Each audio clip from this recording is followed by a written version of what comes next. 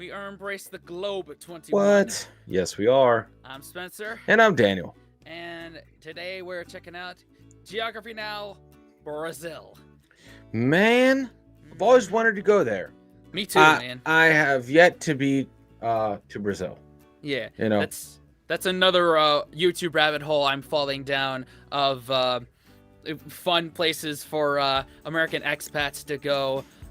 Is Brazil? Yeah. Particularly Carnival. Carnival, Copacabana in Rio de Janeiro, Yep. that type of stuff, and I just want to be able to, for us to be able to have a conversation about it Hey. intelligently with the Brazilian people. Yeah, I'm here for it. I just know football. Yes. What else do you know? Like, football, the statue of Jesus. I forgot what it's called, but Yeah. that's all I know. Well, we're about to find out more. You ready? Let's do it, man. Let's dive in. All right, 3, 2, 1. Hey Geography peeps, so Brazil is one of the largest countries in the world. Obviously, I won't be able to cover everything within about 10 minutes. I'll try to do my best, but in the meantime, soccer, monkeys, Amazon, Ronaldo and samba songs, capoeira, anacondas, carnival, and attractive people that kind of have like tan skin. Oh, come on guys, you knew that was coming. It's time to learn geography. No! I'm glad that he put it in the beautiful people with dark skin. There you go. Yeah.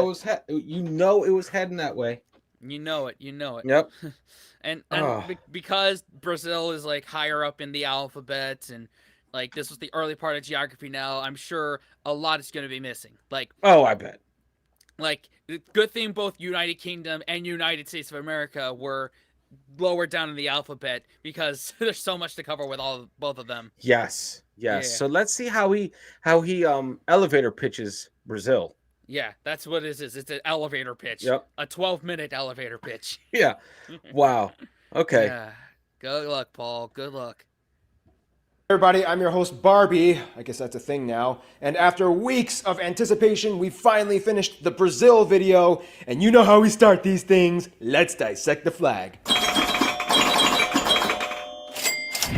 The flag of Brazil has a green field with a yellow rhombus in the middle and a blue disc in the center with 27 stars scattered throughout the disc, and the country's motto depicted on a white band sprawled across the blue disc. Some people might tell you that the green represents forests and yellow represents gold, but yeah, that's not really true. The green and yellow are actually inspired from the former imperial flag of Brazil, which was derived from two royal households, the green representing the House of Braganza for King Dom Pedro I, and the yellow for the House of Habsburg that his wife Maria Leopoldina came from. The blue disc and the stars are what make up the most fun part of this flag. Each star represents one of the 27 states of Brazil. Furthermore, they are all separated into 9 different constellations that you can typically see in the southern hemisphere. Straddling across the blue disc is a banner with the country's motto, Ordem e Progresso, which means order and progress. A flag with stars representing each state in the country. Ah, Brazil, I think there's some people that can gel well with that. Now here's where things get a little fun. All right, so it's a similar setup to our U.S. flag there. Okay. Okay. Even makes though sense. it doesn't have our motto, life, liberty, and the pursuit of happiness. Yeah. Just order and progress. Yeah. There you go. Simple, Yeah. clear cut. States are represented as stars. Mm-hmm. Okay. I'm behind it. I gel, as he says. Yeah. Yeah. I approve this country. Me too, so far. Although speaking of gel, Paul, what are you doing, man? In this one? That's the Bieber. He got the Bieber going. Yeah. Back when discussing Justin Bieber on the internet would get you in hot water. Yeah. Mhm. Oh man. Because each section of Brazil kind of has its own little story.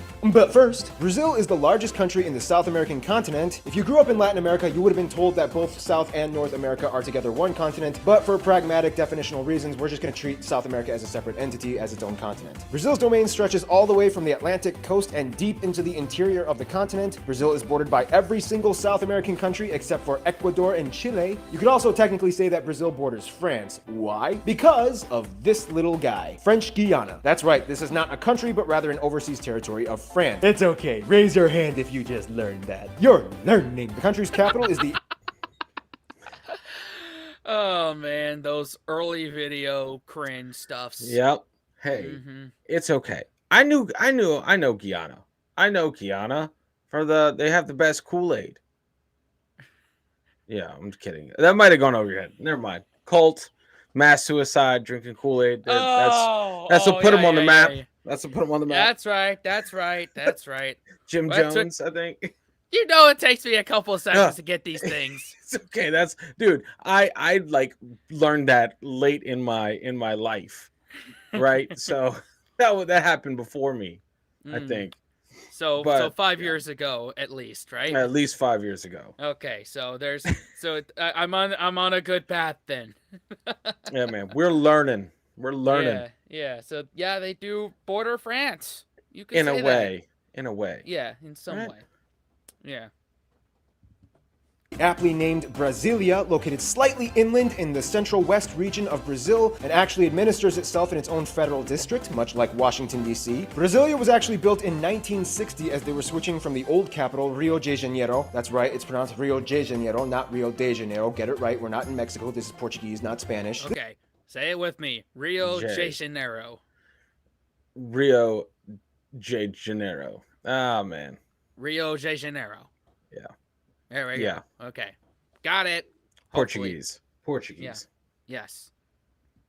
This was done in an attempt to provide a more regional neutrality for the rest of the states in Brazil by centralizing the capital. Brazil is divided into 27 federative units, 26 of which are states, and one federal district, which is where the capital resides. Each state and region of Brazil has their own unique flavor that they bring to the table, and we'll discuss more about that in the demographics, but essentially it kind of goes like this. We grow food. We got all the money. We are so black. We are so white. Stop cutting our trees. In terms of disputes, Brazil has 2 disputed areas with Bolivia on the Mamor River and 2 disputed areas with Uruguay on the Uruguay River and in the Masoyera Rivera that nobody cares about. Funny backstory, Uruguay actually used to be part of Brazil, known as the Cisplatina province, yada yada yada. There was a war, they gained their independence. Brazil has a ton of islands off their coast, but the furthest reaches of the Brazilian domain would have to be the 4 island and archipelago chains in the Atlantic: Fernando de Noronha, the Rocas Atoll, the St. Peter and St. Paul Rocks, which is a non-permanent residence science lab station, and Trindade and Martin Vaz. Otherwise, the western mainland borders look kind of funny. If you look at the map, it kind of looks like Brazil has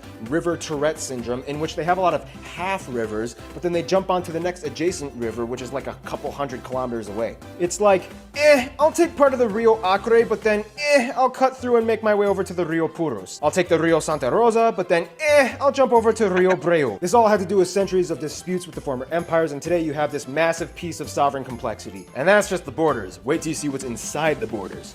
Oh my god. Okay. So I guess because this was the early part of geography now, he didn't really talk too much about like disputes, like I don't know if they're going on today or not, because I remember from the Geography Now Philippines episode, all those islands Yeah. in China, Taiwan, Japan, and the All of Philippines them. all All are of them. God. fighting yeah. over. Be interested to see if all those rivers are being disputed and like shit's getting real with all those other countries. Well, I think like when it comes to South America, it's like Brazil and Argentina, like no one truly messes with them because they are like the established superpowers of of South America. Yeah. They're just big. They have a lot of resources, so a lot of people don't rock that boat. You know that I think a lot of the turmoil in South America comes from within the countries themselves, rather than invading other countries and stuff like that. Yeah. So, Yeah. I mean, now my preconceived notion, and it's probably completely wrong, is that Brazil's a more chill state, but that's just looking at Rio de Janeiro. mhm. And I'm like, just like, you know, LA and New York are not all of America, Toronto's not all of Canada, London's not all of the UK. Yeah. It's probably the same thing. Rio de Janeiro is not all of Brazil. Yeah, that's a very fair assessment. Yeah. I think. Yeah. When you think of Brazil, everybody just kind of automatically defaults to one image, the Amazon. And yes, the Amazon is a very imperative factor to the nation's domain. However, there's a lot more to it in terms of landscape and terrain. First of all, about 60% of the entire Amazon rainforest is located in Brazil, mostly in the north region, and of course, no surprise, consists of the most heavily compact ecoregion on Earth. Out of all the 10 million species of animals and insects known to human beings, about half of them call the Amazon rainforest home. Many of the species that have yet to be discovered are still lingering about in the deep, uncharted depths of the Amazon today. Now, we all know that there's a huge deforestation problem going on in Brazil in the Amazon to provide more agricultural land. However, even Brazil's own citizens are harshly criticizing the action. It's a little tricky though, because with Brazil's rapidly growing population, more resources are demanded of the people. So it's kind of like, we get it, it's bad, but I mean, what do you want us to do? Our country is growing and we need to provide you people with more stuff. Use alternative methods! Like what?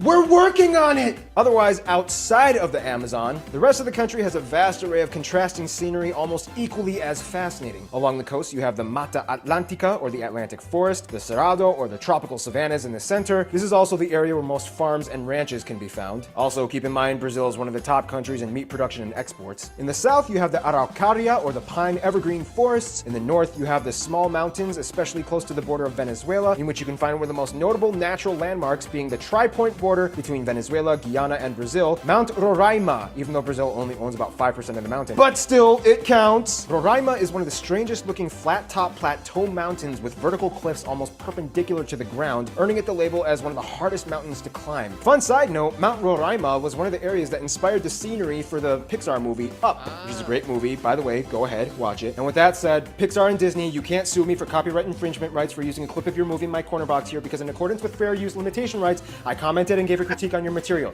Just letting you know, you can't sue me. One of the most remarkably... Well played, good sir. Well played.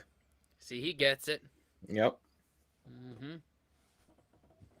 bizarre and unusual spots of the country, though, would have to be the famous flooded deserts of Lençóis Maranhenses. This place, located on the north coast of the Maranhão state, is almost alien-like, as there are virtually no places like it on Earth. Essentially, it's a sand dune desert with abundant lagoons speckled throughout the entire region. Although it gets a lot of rainfall yearly, the area supports little vegetation and wildlife. Nonetheless, the area draws in thousands of tourists yearly, as it contains... Wow. Add that to the list. That's somewhere I would go.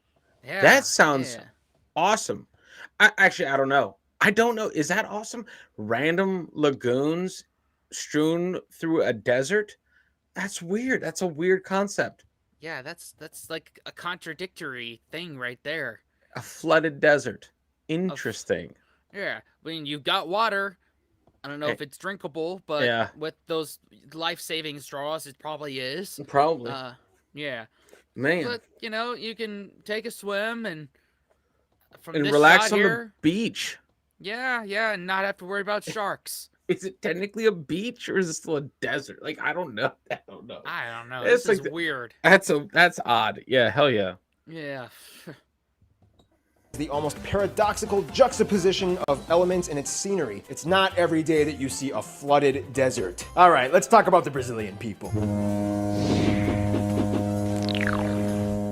Biscoito, bolacha, biscoito, bolacha. Yeah, we'll explain what that means in a little bit. But first, now of course Brazil is incredibly diverse, but before we get into that little pie graph thingamajiglet that we always do here in the demographics section, I feel like it's very crucial to mention one important thing about Brazil's people. Now, everybody knows that one of the most dramatically unique traits of Brazil would have to be its people. When asked, what do you think a Brazilian looks like? The stereotype is somebody with a perfectly bronzed, toned body and with slight Germanic features. One reason why this stereotype has been perpetuated so extensively is because, in a strange way, it's kind of true. Over the course of a few hundred years since colonization, Brazil's population has actually virtually invented an entirely new race that never exactly existed before, and it makes up nearly half of the entire population. I'm talking about the Pardo people. Now, although the definition is vague and up for relative dispute, essentially this is the easiest way I can describe it. Pardo people are kind of like people that are either too white to be black or too black to be white, and there's probably a little bit of Amerindian in there. That being said, now let's jump into the pie graph. Brazil has about 202 million people, making it the fifth most populous country in the world, right behind Indonesia. About 47% of the people identify as white, about 43% identify as Pardo, about 8% are black, 1.5 Asian, and a very small portion, about 0.5% of the population, are Amerindian. Speaking of Asians, at about 1.5 million strong... So Amerindian are their indigenous people, I'm assuming. Yeah, maybe. I think that's a fair one. Or Okay. maybe what was the term that he coined for too black to be white? Pardo? Pardo, too black to be white, too white to be black. All right, there you go. Okay. Yeah. 5% of the population are Amerindian. Speaking of Asians, at about 1.5 million strong, Brazil is actually the country with the largest Japanese population outside of Japan. About 70% of whom live in the city of Sao Paulo. Asians have actually historically been migrating to Brazil for centuries. In terms of socio-regional distinctions, Brazil has quite the buffet of ethnic enclaves. For one, you can typically find more black people in the north, and especially in the Bahia state, where they make up over half of the entire population. This is also the area where you can disputably find some of the best capoeira masters in the world, as it is believed to have originated in this area. In the south, and more specifically in the Rio Grande do Sul state, you have one of the largest white populations in the entire country, with immigrants coming from places like Germany, Italy, and the Netherlands. In fact, many of these places have remained relatively untouched by the rest of Brazil, and many of the communities still retain the mother language of the country the members of the community came from. Oh, and there's a joke in Brazil that nobody has met anybody from the state of Acre. It's so far and secluded that you may as well just call it North Bolivia. It's mine, Brazil! Nope, too bad, we won it in the war, it's still ours, deal with it. And of course, you have the various native tribal groups. There are about 240 tribes that a little over 900,000 people claim to be a part of ethnically. The government has recognized 690 territories and reservations for these various people groups that make up about 13% of the entire country's landmass, nearly all of it localized in the Amazon rainforest. Brazil's governmental agency for tribal peoples has a list of about 80 uncontacted tribal groups that deliberately choose to remain disconnected from the rest of the world. The governmental agency speculates that there are still many unnamed, undiscovered tribes currently living in the vast uncharted forests of the Amazon. Culture-wise, it really depends on where you are in Brazil, but everybody knows that Brazil kind of has a very vibrant way that they carry themselves out to the rest of the world. The center of culture disputably being Rio de Janeiro, and the economic capital being Sao Paulo. Most of the population lives within driving distance of the coasts, so there is in a sense a prevalent beach culture, especially for the people on the east side of the country. Not everybody in Brazil loves soccer. In fact, many places prefer basketball, and skateboarding has actually been a huge thing that's been exploding over the past few years. And no, not everybody has been to a carnival. Oh, and another thing, there's currently a war going on in Brazil. It's been very brutal, it's been going on for decades, and it's getting quite intense right now. I'm talking about the cookie war. In Brazil, people will ridicule you if you pronounce the word for cookie differently from them, and especially it's a whole Rio versus Sao Paulo thing. People in Sao Paulo will call it bolacha, and the people in Rio will call it biscoito. This conflict has led to the violence and deaths, leading in the victimization of people caught in the crossfire, and you almost fell for it, didn't you? Now let's talk about their... Wow. That whole cookie thing got me for a little bit. I thought there was an actual war going on. I was like, wait a minute, when was this video made? Yeah. So, What the hell? Like, but I get it. So that is their thing. That is their hang up. yeah. The term for cookie. Yeah. Sao Paulo has one, and Rio de Janeiro has another. Yep. And that should be that like basketball and skateboarding are more popular than soccer. I doubt it. I'm sorry. Doubt it. Yeah, it's probably not. Then they're not out there on TV much. Yeah. Because the football fans show up. Like, yeah. They're well known. Like, you know who's a football fan when football's on. Yeah, they take that shit seriously. But from what we've learned over on the football journey on ETS 21. Yes. And it makes sense that most, like 80% of the population lives near the coast, within driving distance of it, because most of the country is rainforest. And yeah, kind of the same thing with like Australia. When we checked out, like 85% live near the coast. Yep.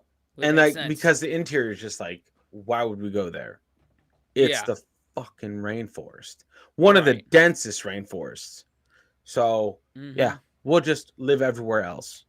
Yeah. You know. Makes sense. Yeah.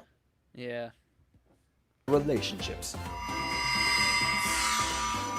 Now, Brazil kind of gets along with everyone, but he's kind of like that friend that ventures off and does whatever he wants while you wait in the hallway until he comes back from doing whatever he's doing. First off, pretty much all of their neighbor nations get along with them, although Argentina has a huge competitive hatred for Brazil when it comes to soccer. But all of that aside, they have good relations and trade policies. Then, just like mentioned before the Angola video, they get along with other nations of the former Portuguese Empire like Angola, Mozambique, Sao Tome and Principe, Cabo Verde, and so on. They even get along with Portugal and have no bitterness towards the former colonization. Now, when it comes to the US, for centuries they've been good friends and have a deep history of trade and alliances. However, recently Brazil has been kind of diddle-doddling off making friends with other people that kind of give the US the old shifty eye. Then we have Venezuela and Cuba. Brazil has sided with the Venezuelan government more in the past few decades and has built a $1.5 billion port in Cuba. Then we have Iran. Recently, Brazil has been testing the waters on attempting to build ties with them, although they haven't really improved much recently. Nonetheless, Brazil is quite the popular guy. Not many people dislike Brazil, except for maybe the Brazilians in Brazil that may complain about their own country's administrative affairs, but that's a lesson you'll have to learn by talking to an actual Brazilian person, not me. Plus, we're almost out of time. In conclusion, Brazil is so much more than just the Amazon and soccer, and we didn't even scratch the surface of Brazil in this video. And to find out more, I recommend just talk to a Brazilian.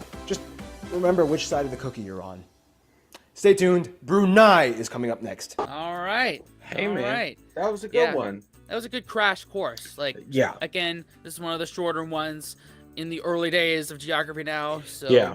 that would make sense that our reaction is just over 21 minutes right now. Yeah, I just feel like, yeah, there's so much. And that's all of these. There's just so much, Yeah. right? There's so much to learn. And he does a very good job just sticking in this lane, just doing just a brief Cliff Notes version of a country.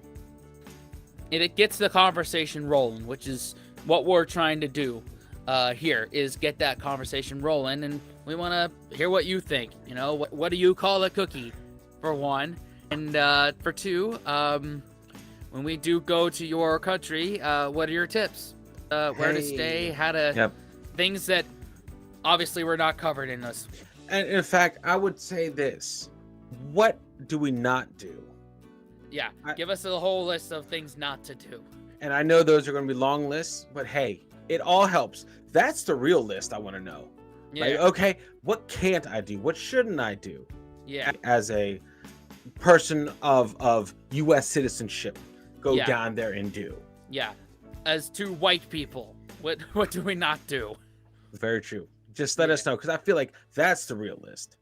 That's Mhm. really. Let me know. Hey, man, don't do this. Don't peek around this corner. Don't. That's the real list. And that's what we're looking for. Yep. Thank you in advance for those comments, and consider subscribing and watching another video here. And wash your hands, scrub your toes, wipe your butt, blow your nose, embrace a suck. Unplug and go on an adventure. Yes, see you in the next one. Later. Fellas, we could be that mistake. Let's do this.